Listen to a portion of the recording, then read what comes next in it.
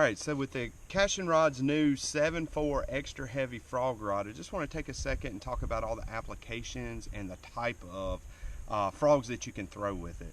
So, you know, Rob, when the sun's out, it's hot, and you got cover like this, we got a lot of pads here. What's going to be more your go-to? You know, either the popping frog or the traditional frog here, you know, trying to hit back in those mats where there might be a little hole or whatever, because, you know, when the sun gets up, Matt, those fish are going to retreat and hide up under those mats. So, you know, early in the morning, you know, we throw this type bait, and you know, the popping frog still works good early in the morning, but you can just cover a lot more ground with this type frog, or even just a straight horny toad. Well, talk to me about the buzz frog a little bit.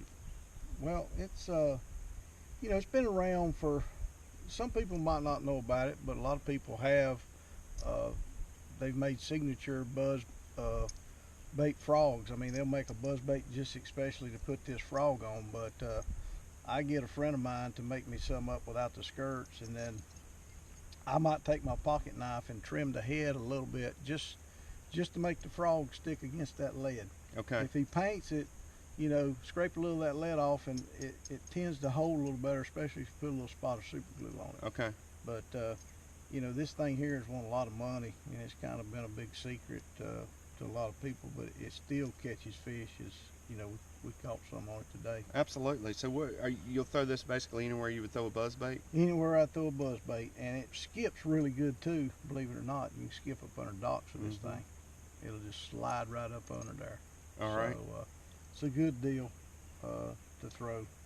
And like I say, if the fish are a little more, you know, they want something a little more subtle, sometimes just a straight horny toad will outfish this bait. Okay.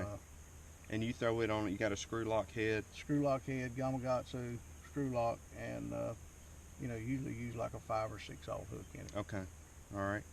Well, great. And, you know, casting distance, talk to me about that. You know, that's a big thing. Well, you know, with this, you know, going from one of these baits, this bait here is going to throw more like your traditional frog. Okay.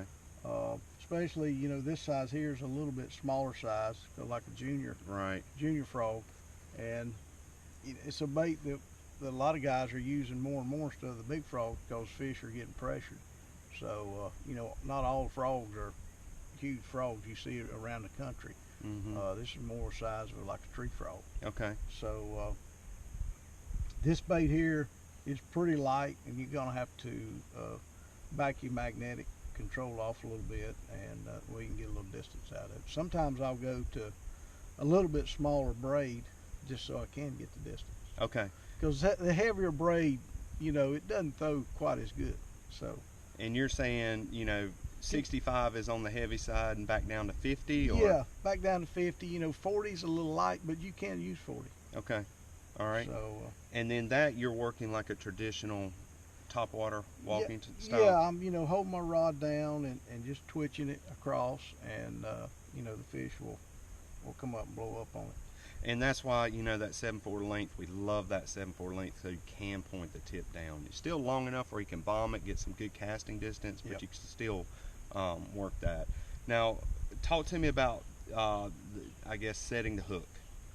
Well, you know, it's sometimes if you don't have your rod in the right position, you know, if you're fishing it down and you don't have enough slack in it, if it's a great big fish, he'll pull you before you can get set the hook. But most of the time when that happens, he swallowed it and you got him. Okay. So I always try to leave enough slack in my line when I'm working that frog to give the fish a second so I can set the hook. Okay. You know, because you don't want to set the hook right away, or you will miss a lot of fish. Absolutely. All right, guys, that's the new Cashion 7.4 extra heavy frog rod.